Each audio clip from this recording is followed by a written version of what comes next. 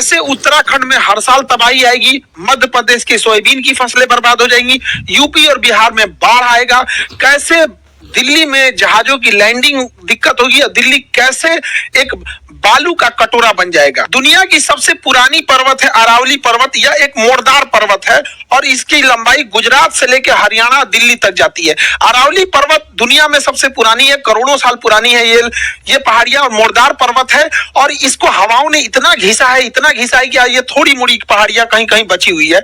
आप कभी कुंभलगढ़ का किला जाके देखिएगा, फिर आपको समझ में आएगा कि मेवाड़ के और जो उधर के राजा थे वो कितने उनके किले मजबूत होते थे। कभी चित्तौड़गढ़ का किला देखेंगे, इवन रायसीना हिल्स की पहाड़ी देखें, लाल किला तक का ये जो रायसीना दिल्ली बसा हुआ है सब अरावली पहाड़ियों पर ही बसा हुआ है। अब अरावली पहाड़ियों में होता क्या है कि हरियाणा को अपने मन से माइनिंग कर लेता है, कहीं गुजरात में माइनिंग हो जाती है, कहीं राजस्थान में माइनिंग हो जाती है। तो बालू माफिया उन पत्थरों को तोड़कर, छोटे पत्थर बड़े पत्थर का तोड़ा तो सड़क में बेच दिए, मीडियम साइज का तोड़ दिया तो फर्श बना ढलैया करने में तोड़ दिए, उससे छोटा बजरी तोड़ा बालू बनाने एक महीन कर दिया तो बालू बन गया। तो ये पत्थर माफिया जो थे सब, इनको ऐसे ही कहीं जेसीबी लगा के क्रशर मशीन लगा के तोड़ देते थे, तो हर राज्य परेशान थी। तो केंद्र सरकार ने कहा कि एक काम करते हैं, एक ऐसा नियम लाते हैं ना अरावली रहेगी ना झमेला ही होगा यहाँ पर।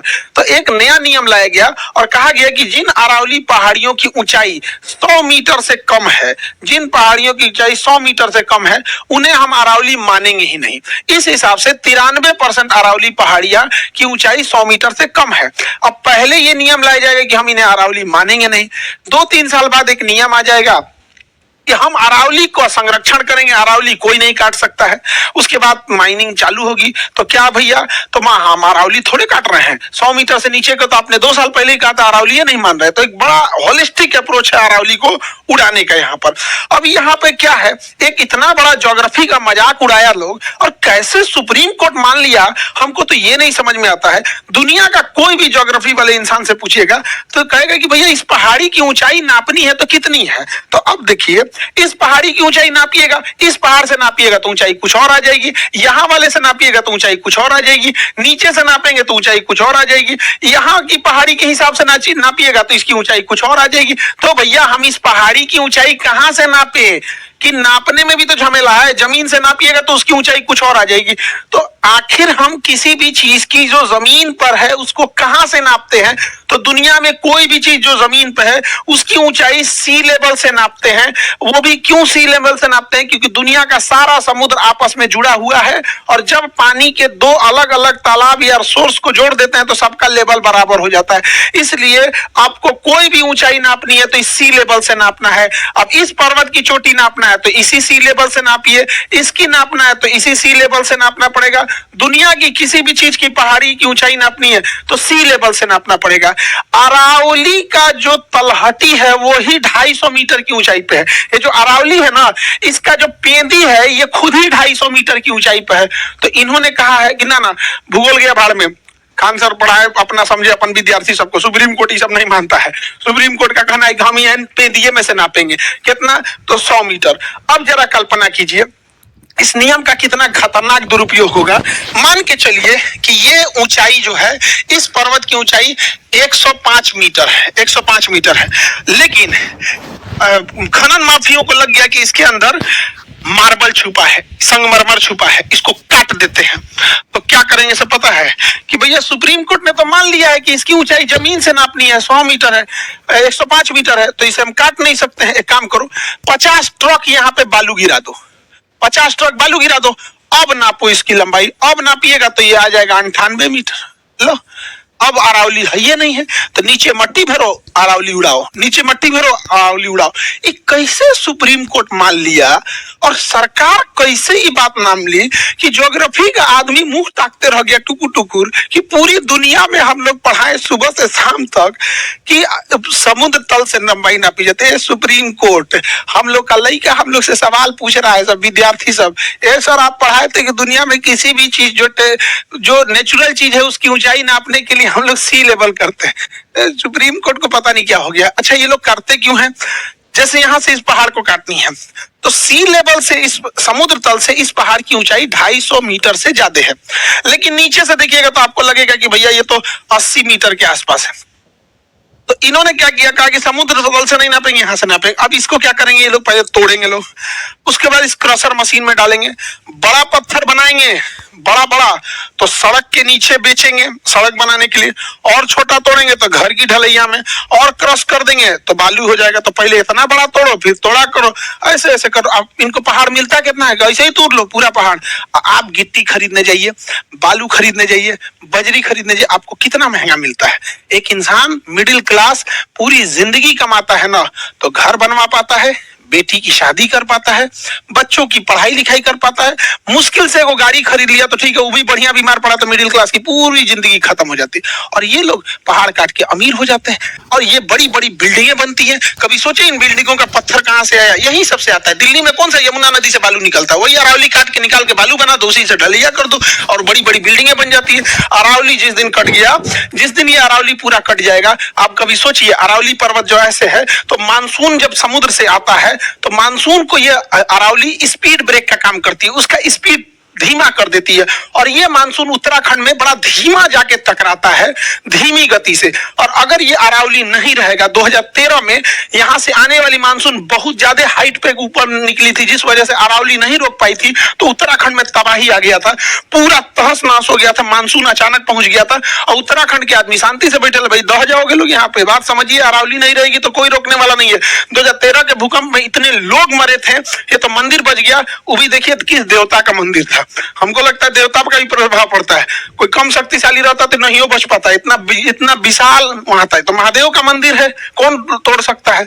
तो इस वजह से उतनी विशाल तबाही को भी रोक लिया। अब अरावली अगर हटा देंगे तो हर साल उत्तराखंड में तबाही आएगी। और इतना ही नहीं, सोच रहा हम यूपी बिहार वाले बाढ़ में डूब जाएंगे, कहेंगे कैसे। तो देखिए, अगर ये अरावली यहाँ है तो ये अरावली क्या करती है, यहाँ से जो बालू होता है वो उड़ के जाता है, तो मध्य प्रदेश में नहीं पहुंच पाता है और इधर नहीं पहुंच पाता है। जब हम यहाँ पे अरावली को काट देंगे तो यहाँ से जो बालू उड़ेगा वो इन हिमालय पर्वत पे जाएगा। भारत के ऊपर ये पूरा का पूरा हिमालय पर्वत है, और यहीं से गंगा यमुना नदियां निकलती हैं, घाघरा नदी निकलती है, सारी नदियां निकलती हैं जो आगे यूपी बिहार में जाती हैं। अब इनके ऊपर क्या है, फ्रेश बर्फ जमा होता है। जब सूरज की रोशनी पड़ती है तो इन पे बर्फ जो होता है उसे शीशा की तरह उस रोशनी को चमका के उड़ा देता है, जिस वजह से बर्फ नहीं पिघल पाती है। लेकिन जब हम अरावली काट देंगे तो ये पूरा का पूरा बालू आके इसके ऊपर जमा हो जाएगा। बालू की खराबी क्या होती है, ऊष्मा सोख लेता है, इसलिए भूजा भूनने के टाइम ना बालू का यूज करते, फट से गर्म हो जाएगा। तो जब इसके ऊपर बालू की एक लेयर जम जाएगी तो ये सूरज की रोशनी को चमका के परावर्तित रिफ्लेक्ट नहीं करेगा बल्कि सोख लेगा। और जैसे ये सोखेगा, ये नीचे से ग्लेशियर पिघलना चालू होगा, और ग्लेशियर जब पिघलेंगे नीचे से तो ऊपर का ग्लेशियर अचानक टूट जाएगा। नीचे का बर्फ टूट गया तो ऊपर पिघल गया तो ऊपर का वेट से नीचे गिर जाएगा, और नदियों में अचानक से आएगा। जब नदियों में अचानक से आएगा तो पूरा उत्तराखंड तो पहाड़ पे है, तो वहां तो जोर से तबाही लाएगा। यूपी पार करते हुए पूरा बिहार आ जाएगा यहाँ पर, और ऐसे जलमग्न हो जाएगा यहाँ पूरा का पूरा। इतना भीषण प्रभाव पड़ेगा। दिल्ली वाले लोग यहाँ से जो अरावली आती है तो इन अरावली के ऊपर घने जंगल है, और दिल्ली का 20% ऑक्सीजन सप्लाई अकेले अरावली करती है।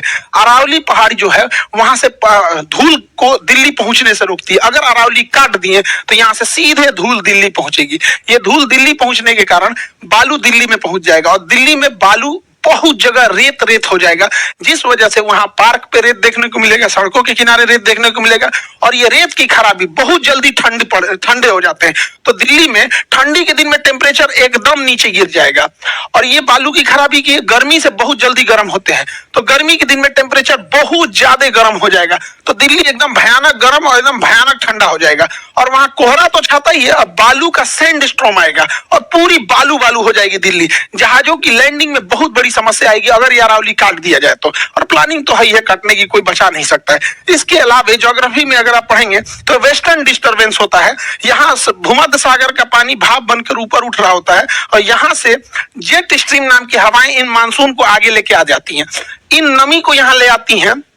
और अरावली पर्वत से जब ये टकराती हैं तो अरावली पर्वत राजस्थान में बारिश करा देती है। और यही पर्वत है जो राजस्थान, जो थार मरुस्थल होते हुए भी वहां कीकर के पेड़ और बरगद, कुछ कुछ पेड़ ऐसे कटीले पेड़ बाकी मरुस्थलों की तुलना में ज्यादा है।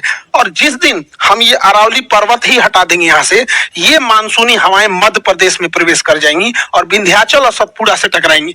जब ये हवाएं मध्य प्रदेश में टकराएंगी, यहाँ से अरावली को पार करके, जब अरावली नहीं रहेगा तो मध्य प्रदेश में घुस जाएंगी, तो एक तो मध्य प्रदेश में ये अरावली है, इन बालू को रोकता है। जब इनको हटा देंगे ये पहाड़ को, तो एक तो बालू भी आ जाएगा और मध्य प्रदेश में ठंड के दिन में बारिश आएगी, क्योंकि वेस्टर्न डिस्टर्बेंस जिसे जेट स्ट्रीम लाती है ठंड के दिन में, और ठंड के दिन में लाएगा तो मध्य प्रदेश में जो फसल होती है, गेहूं हो गया, सोयाबीन हो गया, ये सब चीजों की जो फसलें होंगी वो धीरे धीरे पूरा फूड साइकिल बर्बाद हो जाएगा। और जो सोयाबीन प्रदेश बोला जाता था और गेहूं के उत्पादन के लिए, ये सब बर्बाद होंगे अरावली कटने की वजह से। इसलिए अभी भी वक्त है, हम सबको अरावली के लिए लड़ना है। सारा स्टेट प्रभावित है। आखिर ये 100 मीटर की ऊंचाई सुप्रीम कोर्ट से हम कहते हैं आप समुद्र तल से मापिए ना, पूरी ज्योग्राफी में जो पढ़ाया जाता है। अब सुप्रीम कोर्ट के जज में कोई ना कोई तो ज्योग्राफी पढ़ा ही होगा। अब पता नहीं लॉ में ज्योग्राफी, ग्रेजुएशन मैट्रिक इंटर तक ज्योग्राफी पढ़े ही होंगे आप लोग, तो वहां तो पढ़िए। आप ये 100 मीटर ही लीजिए, लेकिन ये 100 मीटर समुद्र लेवल से लीजिए। ये बस ये कहना है यहाँ पे। अरावली पे ये प्रस्ताव था, क्या प्रस्ताव था कि गुजरात से लेके और पूरा पानीपत तक 1500 किलोमीटर की लंबाई में 5 किलोमीटर चौड़ाई तक, ये 5 किलोमीटर चौड़ाई तक जंगल लगाने थे। इसलिए तो मरुस्थल को रोकने के लिए, मरुस्थल को रोकने के लिए अजब हाल है। ये लोग पेड़, अरावली काट के अब पेड़ लगाएगा लोग, पेड़ अरावली काटेंगे ना तो बुर्ज खलीफा जैसा 1 लाख बिल्डिंग खड़ा करना पड़ेगा, तब वो बालू नहीं रुकने वाला है। ये पेड़ रोकेगा, अरावली काट के फेंकेगा, अरावली काट के पेड़ लगाएंगे लोग यहाँ। कितना किलोमीटर? तो 5 किलोमीटर। सड़क के किनारे पेड़ नहीं लग रहा है तो पेड़ लगाएंगे लोग, ये लोग अरावली काट के। वाह यहाँ। और इतना ही नहीं, ये जो अरावली है यहाँ पर इस एरिया में बहुत सारे माइग्रेटरी बर्ड आते हैं सब, जैसे साइबेरिया से सारस आ जाते हैं सब घाना या केवलादेव में। और ये अरावली पर्वत जो है, ये पर्वत ना होके पूरा जंगल का एरिया अरावली, बहुत ज्यादा घने और विशाल जंगल है, उसमें अलग अलग जीव जंतु रहते हैं। ये सब बेचारे विलुप्त हो जाएंगे, शहर में आएंगे लोग इन्हें मार देंगे, रह नहीं पाएंगे शहर में, प्रदूषण से मरेंगे, एक्सीडेंट होगा, किसी के घर में घुसेंगे, अगर ज्यादा खतरनाक जानवर है तो पब्लिक को भी मारेगा। तो ये सारी चीजें हम लोग की आने वाली है, इसलिए हम लोग को इंतजार करना है। क्योंकि अरावली केवल पहाड़ नहीं है, बल्कि इन्हीं अरावली से 2 नदियां निकलती हैं, इधर में बनास निकलती है, इधर से लूनी नदी निकलती है। जब हम ये अरावली ही काट देंगे तो बनास और लूनी भी खत्म हो जाएगी। और अरावली पहाड़ियों के हर थोड़ी थोड़ी दूरी पे, जहाँ पे हाइट कम है, वहां छोटे छोटे तालाब बन जाते हैं, ऑटोमेटिक बन जाते हैं यहाँ पे। इस वजह से वाटर लेवल जो होता है वो ज्यादा नीचे नहीं भागता है। जिस दिन हम इसे काट देंगे पूरा वाटर लेवल भाग जाएगा। सुप्रीम कोर्ट ज्योग्राफी को देखिए और उसी हिसाब से नियम बनाइए। और इतना ही नहीं, अरावली के देखते रह गए हम लोग, इधर मध्य प्रदेश का सिंगरौली में 6 लाख पेड़ काट दिया गया। 6 लाख पेड़ काटा गया सिंगरौली में। काहे? तो इसको पेड़ को काट देना है भाई। कहां गए सुप्रीम कोर्ट? जब मध्य प्रदेश में अटल सेतु बन रहा था तो 5 गुना पेड़ लगवाए थे। यहां भी तो कोयला के लिए काटा जा रहा है, 6 लाख पेड़ काटे जा रहे हैं। बिल्कुल आप कोयला निकालिए, लेकिन 6 लाख के बदले आप 5 गुना पेड़ लगवाइए। और जब वो पेड़ लगाएंगे तब तक किसी को कोयला खनन का अधिकार नहीं देना चाहिए। कंपनियां आएंगी, कोयला खनन करेंगी, बिजली बनाएंगी, सिंगरौली पूरा धुएं की चादर से लेट जाएगा। वो बिजली बना के अपने कमा के चली जाएंगी, यहाँ आके धनाढ़ हो जाएंगे।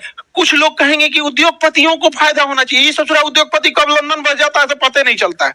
आज हम लोग उद्योगपति बोलते हैं ना कि देश के लिए अच्छा है, बिल्कुल देश के लिए उद्योगपति अच्छा है, लेकिन इस बात का कौन गारंटी वो लंदन जाके नहीं बसेगा? यहाँ तनी से कमाता अमेरिका जाके बस गया। जिंदगी भर हम लोग इसलिए उद्योगपतियों को अपना जंगल दिए, अपना पेड़ दिए, अपना कोयला दिए, अपना जमीन दिए कि उद्योगपति है, देश के लिए अच्छा है, देश से छोड़ के भाग जाता है सब। किसी भी उद्योगपति को कब निकल जाएगा पता ही नहीं चलेगा। एनटीपीसी के लिए दे दिया गया। सोनम वांगचू यही ना कह रहे थे लद्दाख में भी खनन ना हो, इसलिए शेड्यूल 6 जारी कर दीजिए। अगर शेड्यूल 6 अगर कहीं लागू हो जाता है तो जब तक वहां के लोकल लोग नहीं बोलेंगे आप खनन नहीं कर सकते हैं। तो अभी तो ये अरावली और ये सिंगरौली बहुत छोटी चीज है।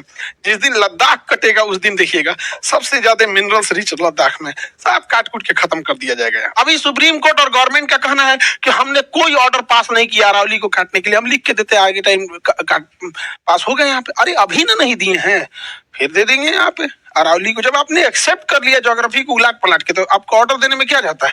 फिर यहाँ खनन होगा। अब तक सुप्रीम कोर्ट खुद से पूछे, भाई सुप्रीम कोर्ट को पता है कि नहीं है? अब सुप्रीम कोर्ट हमारे ही कहने पे आप मध्य प्रदेश राजस्थान हाई कोर्ट से देखिएगा 27,000 अवैध पहाड़ों का खनन हुआ है, अवैध खनन हुआ है 27,000। और जुर्माना जानते हैं कितना लगा है? 244 करोड़। माननीय सुप्रीम कोर्ट आप पता करा लीजिएगा अपने राजस्थान जयपुर हाई कोर्ट से, यहाँ पे पता ही होगा, पता नहीं गवर्नमेंट को पता है कि नहीं, यह पता करा लेंगे यहाँ पे। और FIR FIR भी होती है। 250 करोड़ रुपए जुर्माना लगा है, कितना कमा